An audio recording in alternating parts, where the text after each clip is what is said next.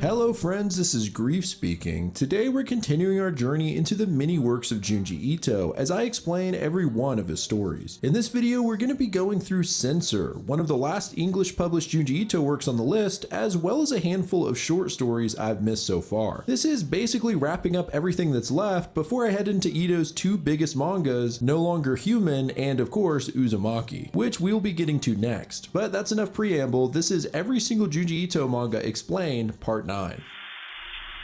So let's get into Censor. This story begins with a woman named Kyoko Byakuya. She's wandering around Mount Sengoku, which as far as I can tell is a fictional mountain. As she walks, she finds what appears to be volcanic hair, sometimes called Pele's hair, a real phenomenon in which small strands of lava harden and take on the appearance of hair. She says that Mount Sengoku erupted decades ago, so this wouldn't be the case, plus it's light and golden. After the hair seems to vanish, her next theory is that it's angel hair, another less scientific phenomenon reported to be found in connection with UFO sightings. Kyoko then notices a man standing on the trail nearby with his eyes closed. She's a little weirded out when the man suddenly speaks to her, saying that he's been waiting for her. She just starts walking away like, I'll be going now, and the man calls her out asking where she plans to go. We learn that she actually has no real destination and just felt drawn to this place for some unknown reason. The man then speaks her full name and says that the divine Amagami has brought her here. The man's name is Aizawa, and he begins to lead Kyoko to his village, which is called Kiyokami. The village is completely covered in the strange golden fiber. Aizawa says they call it the Amagami, or heavenly hair. He says that Amagami disappears everywhere else, but in this village it lingers, a sign that God truly loves the village of Kiyokami. As Kyoko looks around at the beautiful area, she notices that the nearby wildlife have the Amagami hair sticking to them. Aizawa leads her to an old inn and asks her to join the village the next day at the village hall. Kyoko asks the innkeeper about Aizawa and how it seemed like he could read her mind. The innkeeper says that this ability is not limited to Aizawa and that all the villagers have this power due to the Amagami that sticks to them. She says just by closing her eyes she can feel the far reaches of space as well as the minds of the other villagers. In the bathhouse that night, Kyoko believes she sees UFOs in the night sky, and then the next day she meets at the village hall where the village leader tells her she was chosen by God. He tells the history of the village, saying that long ago in the Edo era when Christianity was prohibited, they sheltered a Christian missionary named Miguel from persecution. Unfortunately, Miguel was found and captured. He was sentenced to death along with all the villagers who had protected him, and they were thrown into the mouth of Mount Sengoku. Amagami has flown down from the volcano ever since, and they believe it to be Miguel's golden hair. Lately, the village has had so much Amagami rain down that it's covered the village in golden hair. The village leader says that this was due to the fact that Kyoko was drawing closer. Aizawa chimes in saying that she must be quite special, made to bring them happiness. Kyoko says that she's no one special and doesn't believe she has any real ties to the village. In fact, she plans on leaving today. Aizawa asks her at least to stay for the viewing of the night sky in the plaza tonight, and she obliges. That night, all the villagers stand under the stars with their eyes closed. Aizawa says that when they look at the night sky, they consider the farthest reaches of space and the meaning of life. He then asks Kyoko if she knows the meaning of life and says that it is simply to feel the universe itself. He says that the five senses, or sensors, exist in order to feel the universe. And as he explains, we see an image of a human that looks oddly like Dr. Manhattan. He further explains that Amagami enhances the senses so that they can feel Miguel somewhere out in the universe. I guess the people of this village believe that Miguel journeyed to space after being martyred and have made a religion out of searching for him using the Amagami. Suddenly, Mount Sengoku seems to erupt with the light that fills the sky and millions of Amagami fibers fill the air. Kyoko sees the other villagers' souls floating through space, saying that they've never experienced this power before. They believe they might finally sense Miguel. Out of the void of space, a dark figure begins to form, and they believe this to be the missionary. As the figure becomes clear, it seems to be something else, some dark and disturbing force, and the villagers panic as the dark entity's jet black hair covers them. We see a giant menacing eye fill the page, and then we snap back to reality, where we learn that the volcano has erupted for the first time in 60 years. Curiously, a member of a rescue team points out that the village of Kiyokami was destroyed near here at the last eruption 60 years ago. The rescue team moves in and eventually finds what looks like a cocoon made of golden hair. hair. The mass of fiber melts, and inside is Kyoko Byakuya, whose hair is now long and golden. Did she somehow go back in time to Kiyokami Village 60 years earlier? What did the villagers find in space that night, and what's with Kyoko's golden hair? This all remains a mystery as we move into chapter 2. This chapter begins with a man on a plane seeing a strange black mass outside of his window. When he gets off the plane, he searches online to see if the news covered a forest fire or something similar,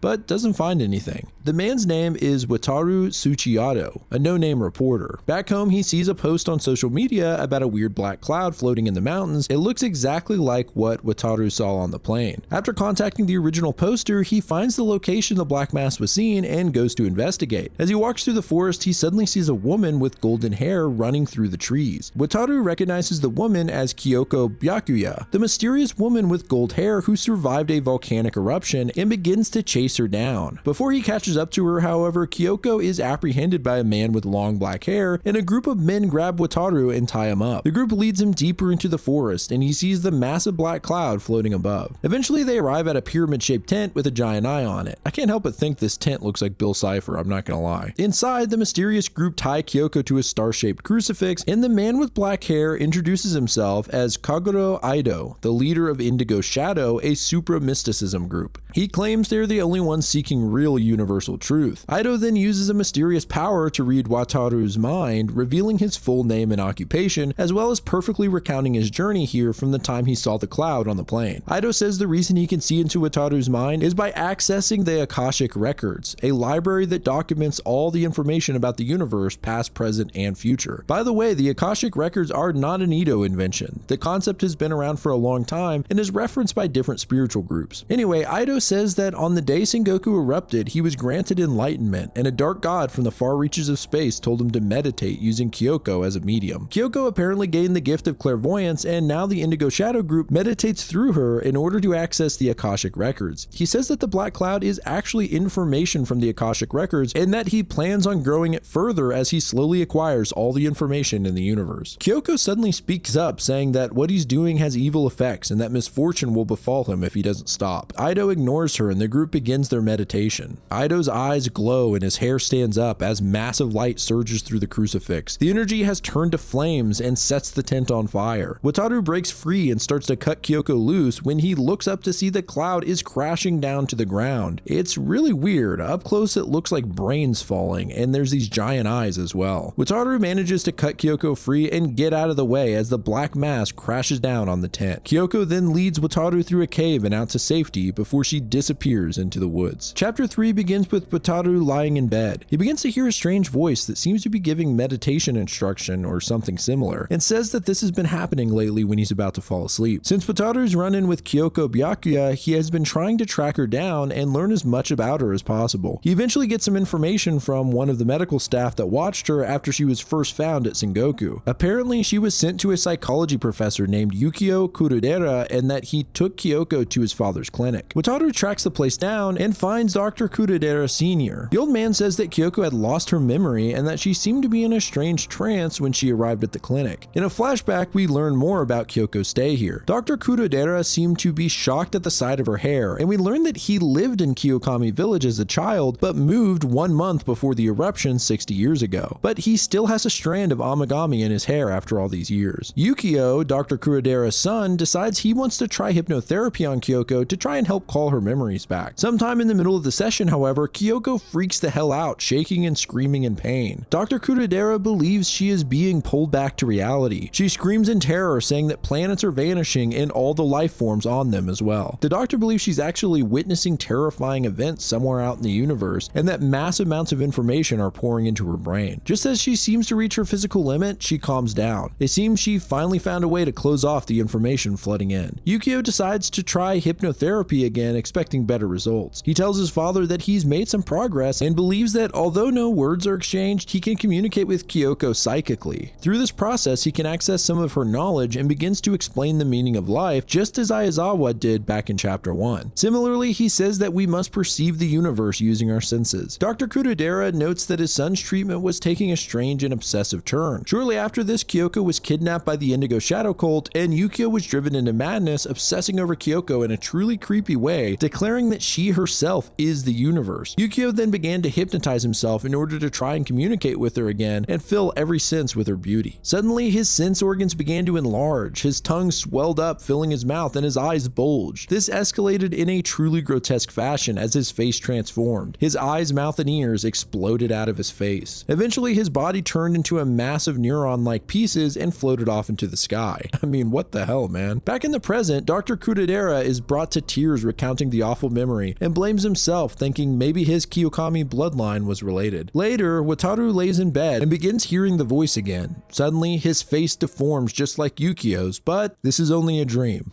He says he's not sure if the voice is Yukio's or not. Chapter 4 kicks off with Kyoko walking off a cliff into the sea below, seemingly to her own death. It turns out this is simply a dream that Wataru had. However, he believes he's seen the cliff in real life before. Next, we see Kyoko once again standing on the edge of a cliff, this time for real. She's approached by a young woman who invites her to have something to drink at the tea house that she works at nearby. Kyoko agrees, and the woman warns her to be careful of the strange bugs in the area. Her name is Rie, and we learn that the owner of the tea house patrols the area to help prevent suicides on the cliff. Rie came here as a volunteer to help as well. Kyoko reveals to the two that she has no idea who she is or where she came from, and Rie invites Kyoko to stay with her. She lives in a big house nearby, but since it's in the middle of nowhere, the rent's cheap and there are a ton of extra rooms. Once they're inside, they spot another one of the strange bugs. Apparently, these things are super fast and will intentionally try to jump under people's feet to be squashed, which has gotten them the nickname suicide bugs. The name seems to trigger Rie, who recounts when her boyfriend randomly jumped in front of a train while they were standing at the station. It's pretty horrible, and it seems that Kyoko sees the moment in a vision. Rie feels bad and goes to make some tea, but gets jump scared by another bug, which jumps right under her foot, being crushed into a bloody mess. We get a look at its squashed insides, and it's really creepy. It actually kind of looks like a little human. Weird. Back at the tea house, Wataru shows up. Apparently this was the cliff in his dream. The owner comes out worried that Wataru might jump, and he explains that he's actually looking for Kyoko. While they talk, Wataru steps on a suicide bug and they investigate it closely. The owner says it's so weird how the bugs have what resemble human faces, and says that this bug actually looks a lot like a man he knew who drowned himself recently. Well, that's disturbing. Back at Rie's house, she also finds an eerie resemblance in the bug that she squashed. It looks really similar to her boyfriend that jumped in front of the train. Suddenly, the little face begins to move, its eyes and mouth dripping with blood, and even more disturbing, the little creature speaks directly to Rie, saying, "You cheated on me." He says he died to hold a grudge against her after he saw her with another man. Rie freaks out and stomps on the little guy again. Soon, hundreds of suicide bugs begin swarming her house, but anywhere she steps, the bugs quickly jump under her feet to be squished. The bugs yell out how much it hurts and that death is hell. We see dozens of crushed little bodies mutilated. They say they'll continue to die if it means eventually they'll find peace. Kyoko shouts that these spirits do not belong here and must go back. She then sprints out of the house. The horde of bugs chase after her as she runs to the cliff. She shoots right past Wataru and the owner and then jumps off the cliff, all the bugs falling into the water after her. Wataru says he doesn't know what happened to her after that, but he believes that she's still alive. Chapter 5 begins with Wataru attempting to sleep, hoping to dream of Kyoko again so he could find her. But instead, he dreams of another woman, Beneko Yamoka. Apparently, he met her 5 years ago through work, but Beneko became obsessed with stalking him until he finally got a restraining order. A month ago, Wataru began getting letters from Beneko accurately detailing recent events in his life, meaning she's definitely watching Wataru. In the latest letter, she says, "You're still hung up on Kyoko Byakuya. Give up already. I'm the only one who can make you happy." After reporting Beneko to the police again, Wataru is almost run over by a speeding car. It barely misses him and runs into a traffic mirror on the corner. Wataru's pretty pissed off that he almost got ran over, and the guy driving seems like a real kook, saying he got the gas and brake pedals mixed up. He asks Wataru to keep this incident quiet and then drives off, hitting 2 more traffic mirrors along the way. Wataru looks up at the mirrors and sees the creepy ass stalker chick Beneko moving toward him, but when he looks around, he doesn't see anything. He looks back at the mirror and holy hell, her face is right there. He flips out and throws a brick at the mirror, breaking it before running home. On the news that night, Wataru learns that he wasn't the only one to experience this. Apparently, traffic mirrors all around the city have been bent and people are breaking them, claiming to see people in them. Wataru investigates some of the mirrors and speculates that the man in the car may have been running into them on purpose. Looking closer, he actually finds some amigami strands on one of the mirrors. He brings brings it back to Dr. Kurodera to have a look, and it doesn't seem to be Amagami hair as it's black and actually might be used as a form of fiber optic cable. A group of people suddenly appear, and one of them is the man who drove the car earlier, saying that Wataru has been sniffing around too much. Binako appears as well, and next thing we know, Wataru wakes up. Him and the doctor are in an unfamiliar room. Binako explains that she and the rest of her group see everything. She says that they're using the power of the black Amagami and reflections from the mirrors all across the country in order to have a countrywide clairvoyant sight. It's a bit of a stretch for me, but whatever. She says that their leader has the ultimate goal of knowing the full history of the universe. They open a curtain to reveal Kaguro Ito, the cult leader from back in chapter 2, who somehow survived and is now covered in bandages. Chapter 6 just continues right where we left off. Ito explains that he survived the falling Akashic records because he was saved by a god of the distant darkness, although he suffered horrible burns. He says that he hasn't given up on obtaining the complete Akashic records and needs Kyoko Byakuya in order to do so. He believes her to be alive and can sense her through Dr. Kurodera, who has the same golden hair, and the group decides to use the doctor as a medium in order to find her. They open a curtain and reveal that they have many hostages. These are all people who have come into contact with Kyoko since the eruption, including Rie and the tea house owner. The members of Indigo Shadow each have a hostage with them, and Dr. Kurodera is sat under Ito. He cries out, "Great God in the distant darkness, give us power. Jet black God in the far reaches of the universe, hear our prayers." Binako moves in close to Wataru, and jet black hairs start to protrude from her head and pierce into his face. The same happens to all the other hostages and their respective cult members. Kinda makes my face tingle just to think about. As this happens, the sky is filled with a strange neuron-like structure that Yukio turned into. His voice comes from the sky once again, describing Kyoko and her wondrous beauty. The doctor's eyes fill with tears as he tells his son to please be at peace. Binako is still stabbing Wataru with her hair, saying she'll make him forget about Kyoko. He manages to pull away from her for a moment, and when he does, he sees Ito, who is terrifying and enormous. Binako catches him again, and the group intensifies their meditation. In the distance, Sengoku erupts once more, but this time millions of black Amagami come pouring down. It encases the cult and their victims in jet black cocoons of hair, with only Dr. Kurodera outside. He stares at them in horror, saying that they must be experiencing the farthest reaches of the infinite. Suddenly, the black Amagami pods begin making noise and burst open. Inside, only the Indigo Shadow group have survived, while the victims are nothing but mummified husks. Binako looks down, but finds that Wataru is nowhere to be found. The chapter ends with Wataru in some other area near the mountain. Sengoku has no smoke coming from it despite it having just erupted. He looks over and spots Kyoko Byakuya. After all this time, he's finally found her. Now on to the final chapter of Censor. Kyoko seems confused by Wataru's presence and says that a deep darkness is coming. She runs off and we see that she's headed for none other than Kiyokami Village. How is it here when it was destroyed 60 years ago? Wataru follows Kyoko into an old house where the villagers seem to be hiding out and don't seem to take any notice of Wataru. And in the middle of the room is none other than Miguel, the gold-haired missionary. Kyoko tells Miguel that the black darkness is approaching, and he tells them all to flee while he stays behind to face his destiny. Wataru starts to realize that somehow he has traveled back in time before the eruption 60 years ago. The villagers say they will not leave and stay with Miguel till the very end. Miguel and Kyoko then have a sort of psychic conversation that somehow Wataru can pick up on. Outside, a dark monk appears out of the mist. Then a group of inquisitors jumps out from the trees and rounds up the villagers, saying that this monk showed them where to look. They accuse Kyoko of being a Western prostitute, and Wataru starts yelling at them, but once again they take no notice of him. The monk then rings a bell. It begins to grow darker even though it's daytime. He continues to ring the bell and we can see glowing eyes through his straw hat. Next, the villagers are forced to literally carry crosses on their backs all the way up to the top of Mount Sengoku. Wataru offers to help Kyoko carry hers, but she says it's no use. Wataru can't interact with anyone, and Kyoko tells him that he's simply sensing this era. Miguel stumbles and falls nearby. Kyoko then helps him, and together they continue climbing while having another telepathic conversation. Kyoko says she has come back from the future and asks why Miguel chose her to do so. Miguel says that it's not him but God who chose her, and that she can be a point of light in this dark universe. He believes she's an angel chosen by God to represent hope. As they get to the top of the mountain, the mysterious monk has all the villagers strung up on their crosses right by the mouth of the volcano. Then they're to be kicked into the pit one by one. Damn, this is wild. The monk then asks Miguel if God created the universe. Of course, Miguel says yes, God created everything. The monk then says that this is false, and in fact, he created the universe. To be more precise, he will create the universe. He removes the straw hat to reveal his identity. He is Kagero Ito, the leader of Indigo Shadow. He says he obtained great power after being enveloped in the jet black hair, and that Wataru seemed to gain some as well, although much less significant, which is why he can't interact in the past. He says that he'll soon gain the Akashic records and begins to unravel his bandages. Underneath, he has a truly hideous face deformed by the burns. His jet black hair shoots out towards Kyoko, and he claims he'll steal her power. Kyoko says that he has the wrong idea about her power, and if he wants it, well, he can have it. She then releases a massive amount of energy, creating a blinding light that seemingly destroys Ito as a jet black cloud of gas disappears into the sky. At the same time, Miguel and Kyoko fall into the volcano. As they fall, Kyoko's golden hair begins to wrap around them into a golden cocoon before disappearing into the darkness. Suddenly, Wataru wakes up back in the present. Kurodera says that the members of Indigo Shadow have gone mad after seeing the far reaches of space. Wataru says that his senses heightened after this incident and he became troubled by a bizarre vision of an oncoming jet black darkness. But despite the overwhelming black, there was a small spot of light that would never go out. He says that the battle between light and dark is fierce with no end in sight, and that the journey to light's victory is still ahead. And that, my friends, is Censor. It's a very interesting story with a lot of elements that kind of set it apart from Ito's other works. Now let's move into the last remaining short stories that I haven't covered yet. Starting with Demon's Voice. This story follows a fishing boat that isn't having much luck catching anything. The new guy, Koji, is having a particularly rough go of his first time out. As he tries to stop himself from getting sick, the rest of the crew hears a loud siren. Pretty strange thing to hear when you're miles out from land. The noise only intensifies and the boat is knocked around. Somehow Koji manages to sleep through it, and the next day he wakes up to an excited crew who are pulling in a big catch. He helps them pull up the net only to find not fish, but rotting human bodies. What's even more disturbing is that the fishermen just act like it's tuna, and Koji is the only one who's seeing this horror show. He tells one of the guys that these are human bodies, and this seems to break him out of the illusion as he looks down at the corpses. Soon the whole crew wakes up to reality and are all equally disturbed by it. With no other option, they toss the bodies overboard and discuss what the hell just happened. Two of the guys say they actually saw the sea as blood red when they woke up. The siren then tears through the ship again. As they attempt to cover their ears, the captain talks of an old legend about the cry of a demon that can cause people to go mad. They begin to hear fish near the side of the boat, and the entire crew all run to pull out the fish, except for Koji, who stays inside covering his ears. Of course, when they pull up the net, it's once again filled with human corpses. This time there are dozens, and worse than that, they begin to move. Yeah man, these are freaking zombies and they're filling up the boat. They overwhelm the crew and start shoving them overboard. Koji runs into the cabin and shuts the door, but it's no use. They tear the door down and the siren rages on. Next, we see the boat floating on the calm sea. And in the fishing nets, we see more dead bodies, only this time they belong to the crew, including Koji. Layers of Fear. In 1996, a professor and his team are at a dig site when they find the ancient skull of a small child. Strangely, the earth around the remains seems to pile up in layers, actually taking the shape of the child's face. Professor Soya suspects that this is due to some ancient ritual in which they piled layers of clay around the body until it became a large human-shaped tomb. The team decides this could be a huge discovery. We then jump ahead to 2017. A mother and her two daughters are in the car on their way to a ceremony to remember their father who passed away 13 years ago. The youngest daughter, Raimi, is the clear favorite, and her mother pampers her, treating her like a child. We learn that when Raimi was 2, she was so cute that her mother got her into show business, and she was even in a commercial. She seems uncomfortable on the subject and says that she hates talking about her past. Her mother starts babying her again, saying she wishes she could turn back time to when Raimi was 2 again. Her older sister, Narumi, seems a little salty, as it's clear that she was somewhat neglected as a child, with all the attention going to Raimi. Her bitchy mom just straight up says it was because Narumi was ugly. Such a bold insult distracts Narumi from the road, and she narrowly avoids a truck only to go careening off the road. Narumi regains consciousness and looks into the back seat to see that a road sign went through the car window. And on a closer look, we see that it sliced off a section of Raimi's face and it's just hanging on the sign. Dude, that's gnarly. Later at the hospital, something strange has happened. Under the section of Raimi's face that was cut off, there's simply another face, as if the top part of her face that was sliced off was just a top layer. The doctor's like, what the hell is this shit, and puts her in an MRI machine. The results are pretty spooky. Basically, Raimi has no organs, bones, or even a brain. Her body consists of only multiple layers. The doctor points out that much like the rings on a tree stump, you can count Raimi's layers and find one for each year of her life. He believes that these layers are all the younger version of her. Pretty wacky. Raimi's mother removes her from the hospital before they can do any more tests, worried she'll become some big news story and spectacle. Narumi believes that this is a curse brought on by their father. Yeah, if you hadn't guessed, their father is Professor Soya from the opening. Narumi recounts the skull that was found. Apparently, Soya removed it and became obsessed with it, passing away 9 years after. Narumi believes that tampering with this burial site has cursed the family. She even has proof. Just like Rami, she has layers as well. We get a pretty disturbing image here inside of Narumi's mouth and see that she has multiple layers of teeth. Later, Rami is in despair over her condition. Her mother tries to tell her it's only a disease that can be cured, but Rami believes it to be a curse as well. That night, while Rami is sleeping, her mother enters the room to check on her, talking to her like a baby again. As she leaves the room, she hears a small voice coming from deep inside Remi. This is the voice of Remi as a small child. Her mom gets all excited talking to the younger voice, and in one of the freakiest things I've seen in a while, she begins to peel the rest of Remi's face off. Narumi hears a terrible noise and runs to the room to find her mother with a knife cutting off the layers of Remi's face. Damn, that is haunting. Her mother just keeps pulling off the layers, saying that they must get back to her 2-year-old self. Narumi watches in horror as her crazy-ass mom continues to rip the layers off in a bloody mess, until finally she's made it down to Remi's 2-year-old lair. It's really creepy seeing that little head sticking out of the adult body with all the faces strewn about around it. The mom then asks Narumi to help her remove the body layers as well, and they start tearing them away, but the result is absolutely disturbing. Remi's 2-year-old body is stretched out and deformed. I guess it had to grow over time to fit the adult body, but now it just looks like a hideous monster with a child's head attached. At the sight of this, the mom just loses her mind. She says that the curse must have latched onto her as well, and so she must peel off her skin back to when she was 38 and give birth to Remi again. She cuts her face and pulls off the skin, but she isn't cursed. There isn't another layer underneath, so she just pulls her face off in a truly terrifying image and cries out in pain. After this, Narumi tries to find the skull to put it back in its grave and release the curse, but it's gone missing. On the final page, Narumi says that Remi has started to grow layers again, but there are now just more layers of her hideous form. We see her in the corner begging her mother to carry her, and her mother cowering in the same room with her face covered in bandages. Wow, that was a pretty intense one. She is a slow walker. This is actually part of an anthology series called 8 Tales of the ZQN.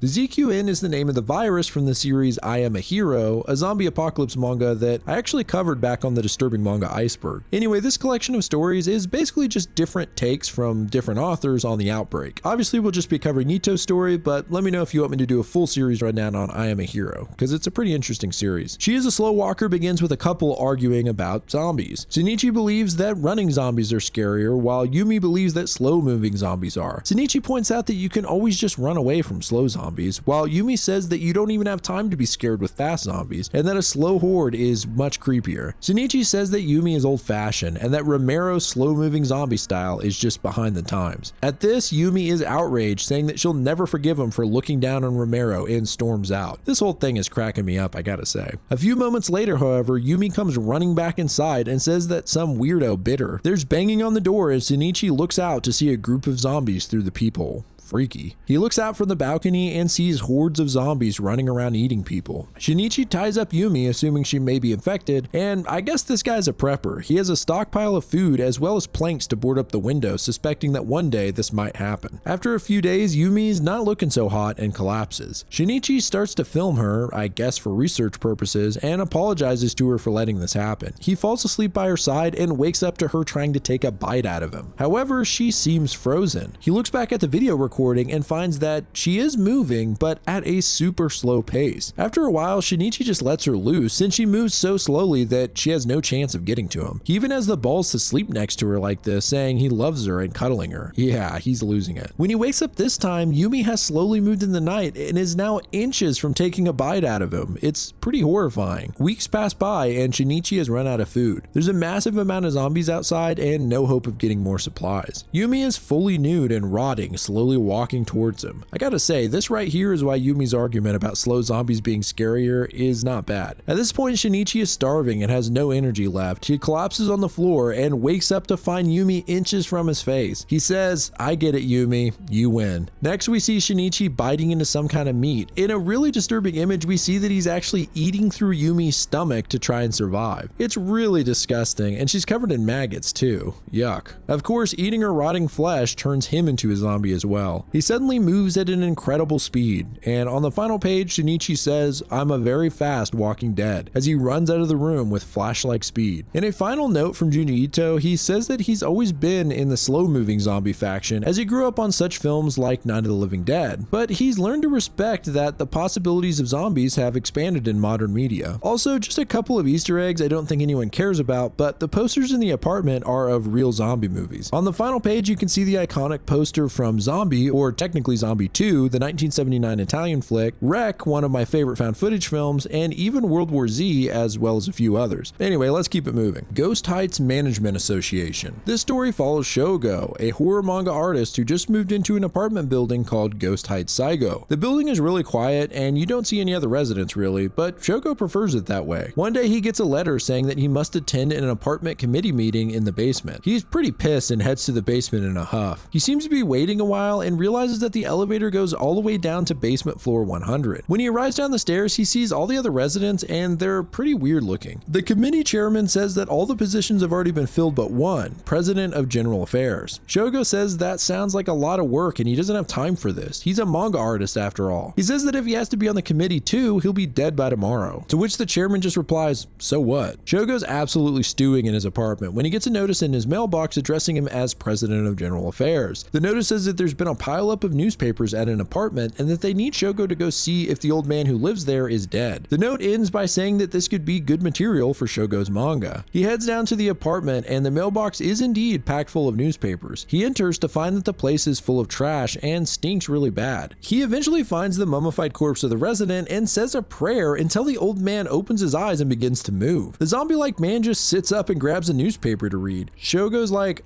I guess he was just sleeping. On the way back to his room, Shogo checks his mailbox and finds that it's packed full of complaints from residents that he needs to resolve. He opens a letter from a female resident complaining that her neighbor is a heavy smoker and it's filling the whole floor with smoke. When Shogo arrives on the floor, it's pretty smoky. He goes to the woman's apartment and finds that she's quite beautiful until she opens her door all the way and we see that half of her face is all messed up. Shogo then confronts the smoking neighbor. When the guy opens his apartment door, a massive plume of smoke floods out. The dude has like 30 cigarettes in his mouth and holes all over his body that are blowing out smoke. He says he can smoke all he wants and he doesn't see any no smoking signs around. The woman is sick of it and starts chewing him out. She then grabs a can of gas and throws it on the guy, setting him on fire. Shogo acts fast and grabs a fire extinguisher to put the guy out. Somehow he's not dead and just sits there on the ground covered in holes. It's pretty gross looking. He thanks Shogo for putting him out and says he'll quit smoking. Back at Shogo's apartment, he gets a phone call from the publisher about finishing his storyboard. He promises he'll have it done by tomorrow, but next he gets another call from the chairman asking for him to attend a funeral in the basement, once again saying it could be good material for his manga. He arrives in the basement to the funeral, but when he looks in the casket, the man inside seems to be alive and looking at him with razor-sharp teeth. It's a really creepy image. He even starts sticking his tongue out at Shogo and the funeral attendees start laughing. I guess this is the first time Shogo really takes a look at the other residents and realizes that they all seem to be monsters. Some look like typical zombies and others like yokai with strange biology. The chairman tells Shogo that the Ghost Heights Summer Festival will be starting soon and lasts a month, and that it'll be a lot of work for the President of Affairs Bureau. Next, we see the festival has begun, and working at one of the food stands is Shogo, who now resembles a ghoul as well. In the final panel, we hear a conversation between some fans of Shogo's work asking whatever happened to him, since they haven't seen his manga in a while, and saying that there's a rumor that he works as a caretaker for a strange old apartment building. The Hell of the Doll Funeral. This is a short one that was actually part of the Frankenstein collection, and I just sort of missed it. On a stormy night, a man seems completely on edge as he says that his worst fear has become a reality. He says his daughter has signs of dollification. We see a girl in the form of a human-like doll, or doll-like human, depending on how you look at it, saying, "Daddy, why are you so scared?" The man plays it cool and pretends nothing's wrong, but we learn that 30% of the world's children are currently turning into dolls. Now it seems the girl has completely turned into a doll and isn't moving at all. Her grieving parents are in slight denial. The mother says she doesn't say anything, but at least she's here, right? She'll stay adorable and never age. The father agrees. He mentions that most people cremate their children after they've been dollified, but he didn't know why. Eventually, however, he learned the reason when their daughter's body begins to change, becoming a very disturbing and twisted mix between a human corpse and a doll. On the final page, the doll transforms into an even more horrific sight as its neck becomes a sort of centipede and tentacles begin shooting out of its mouth. They decide they're going to have to burn the doll after all.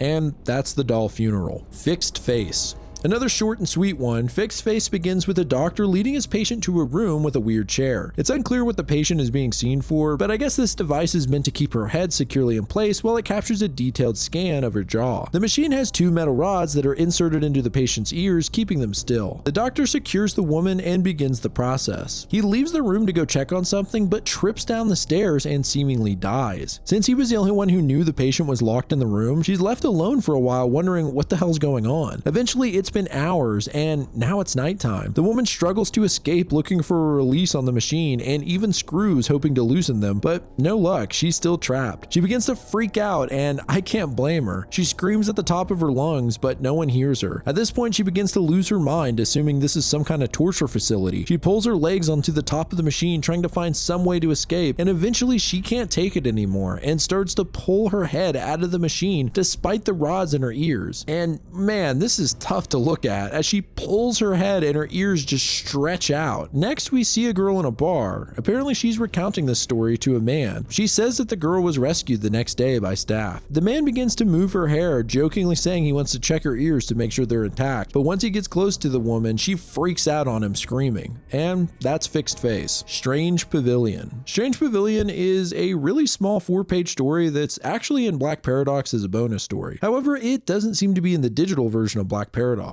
Luckily, I have the physical copy, so forgive the crude images here that I took myself. In the year 2105, the World's Fair is being held. A girl is in line, waiting to see the now extinct cormorant, which has been brought back by modern science. She's been waiting 3 hours as this is the fair's crown jewel. Finally, she makes it inside and sees the cormorant, a massive deformed bird. She questions whether this really is what the bird looked like in the past, and one of the staff assures her this is the real deal and that people used to use them to fish back in the day. Suddenly, the great beast picks up a couple of people with its huge beak and swallows them whole. The staff member yells for the bird to spit them out, and it does, only they're now dissolving into mush. The girl says it's the year 2105 and dark times are set to continue. Precipice of the Unknown. This is another story that is part of an anthology called Yamakaiden. It's a series of ghost stories all based around mountains. The first chapter, Precipice of the Unknown, was written by Junji Ito, so let's get into it. 3 hikers and strangers get a room together at an inn at the foot of a mountain. Azumi is a hiking enthusiast, Tenno is a nature photographer, and Ishida is an experienced climber. They talk about hearing rumors of mysterious incidents on the mountain. The manager of the inn chimes in and tells them about a very recent death. A woman in her 50s who had stayed at the same inn was found dead in a valley nearby, her body twisted and broken from the fall. She was walking on a narrow part of the path with 2 slopes on either side leading into valleys below. However, it's an unusual case because she was an experienced hiker and it's not a particularly windy or dangerous spot. The police suspected it to be suicide, but the manager says she seemed really happy when she left, and her family agrees that she seemed mentally well-rounded. The 3 hikers then speculate what might have happened, starting with Ishida, who recounts a horrifying experience that he had 5 years prior. He was hiking the Hida Mountains, and the trail was quite busy with many other hikers nearby. However, after going around a bend in the path, suddenly he found himself all alone, and the dozens of hikers that were ahead of him seemed to have vanished. Far up ahead, he did see one person heading his direction, a tall and thin man who seemed to be smiling. However, as the man got closer, something was off. It wasn't a smile on his face, but rather an angry sneer. On top of that, the man seemed to move in an unnatural way. The steps he took just didn't match his speed. The man was heading right for Ishida, chuckling as he chased him down. The man almost grabbed a hold of him, but Ishida managed to make it around the bend, and when he turned around, the man was gone. Back in the present, Ishida wonders if this entity is responsible for the woman's death. Tenno says he also had an eerie experience. Years ago, he was on a winter trip in the Alps to try and photograph the night sky. After 4 hours of taking photos, he decided to get some sleep in his tent, but he woke up to some strange noises. Something was right outside of his tent, and soon the impressions of human hands pressed against his tent, and shortly after, a face. The face began to take shape into a strange smile or sneer, and soon after, another face pressed against the tent. Finally, Tenno pulled out his flashlight, which seemed to scare off the 2 entities. After hearing Ishida's story, Tenno suggests maybe this was the same man that had attacked him, only there were 2 of them. The 3 begin to wonder if the woman was trapped between 2 of the sneering men and forced off the side of the cliff. At this thought, they all kind of get spooked out and decide they should change the subject, and that's basically it for this one. Snow White. Yeah, believe it or not, Ito actually did an adaptation of Snow White. You probably know the drill on this one, but I'll give it a quick rundown, mostly to show off the story in Junji Ito's classic style, plus there's a little bit of a twist in this one. The queen of the land obtains a beautiful mirror that can speak, telling her she's the most beautiful in the world. Because of this, she becomes completely vain and tells until one day the mirror tells her that she's actually the second most beautiful. The finest lady in the land is none other than the queen's foster daughter, Snow White. The queen says she forgot her damn husband brought in a poor village girl. She goes to take a peek at her, and she is indeed beautiful. She actually kind of looks like Tomie. It would be great if she had the classic beauty mark. The king comes in and then starts hitting on his own foster daughter, old creep. The queen jumps out and screams at them, and she banishes Snow White to the dungeons, but the mirror continues to call Snow White the finest. With no other options, the queen then orders Snow White to be killed, and finally the mirror praises the queen as the most beautiful in the land once again. However, after a few days, the mirror begins saying that Snow White is the most beautiful again.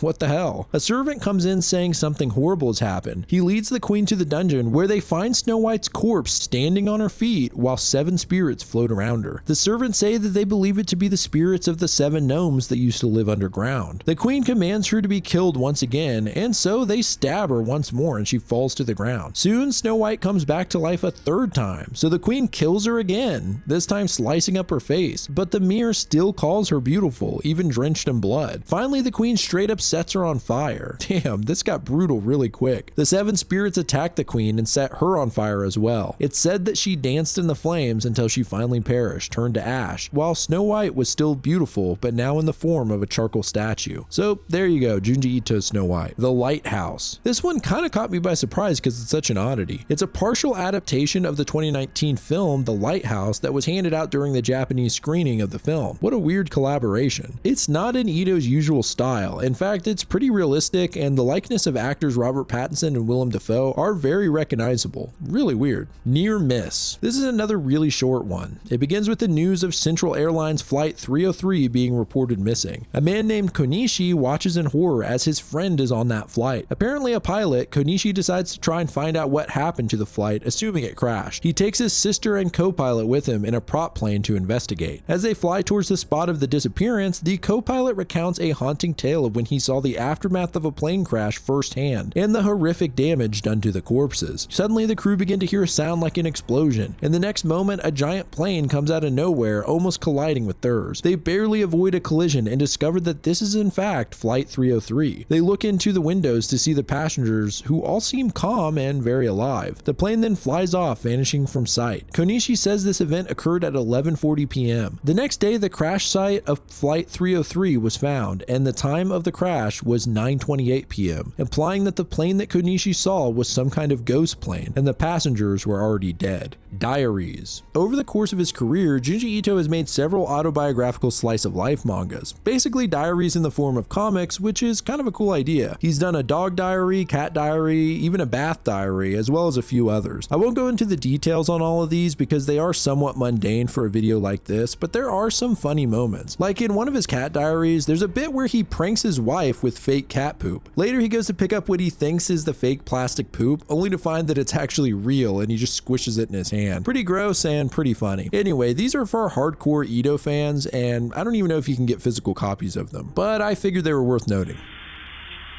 Well, there you have it, guys. We're getting pretty close to the end of this crazy project. There are unfortunately a handful of Junji Ito mangas that, as far as I know, are not translated into English, officially or unofficially. Some of these include Liminal Zone Part 2, which will be coming out next year, Mr. Inagawa's Ghost Story Treasure Trove, and a few others that I just can't find in English. And if I can't read it, I can't explain it. So as far as all of those go, I'll potentially cover them in the future when they're officially released, or at least have scanlations made. I also want to ask your guys' help. Let me know if there are any stories that I've missed. I've tried my best to cover everything, but it is an extensive library, so I may be letting something slip through the cracks. Let me know in the comments. In the next video, I'll be covering No Longer Human, so stay tuned for that. Thanks everyone for watching. If you like the intro and outro music that's likely playing right now, go check out Kill Me Katie, and of course, big shout out to my patrons. If you want your name displayed at the end of every video like these fine people, consider joining the Patreon, but I appreciate you guys watching at all. This is Grief speaking. Goodbye, friends.